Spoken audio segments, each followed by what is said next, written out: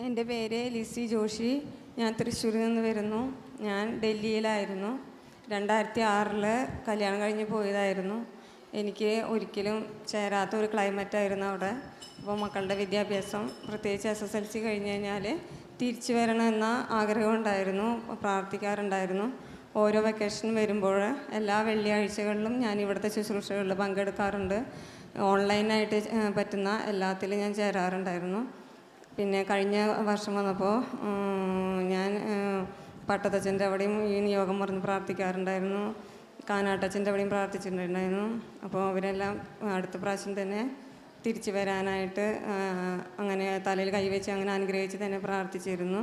മോളുടെ 10ാം ക്ലാസ്സെല്ലാം കഴിഞ്ഞ് തിരിച്ചു വരാമെന്ന് പറഞ്ഞിരുന്നെങ്കിലും അത് തീരുമാനത്തിലെത്തിയിരുന്നില്ല. പക്ഷേ എക്സാം എല്ലാം കഴിഞ്ഞ് എല്ലാം കാര്യങ്ങളും ദൈവം ശരിയാക്കി തന്നു.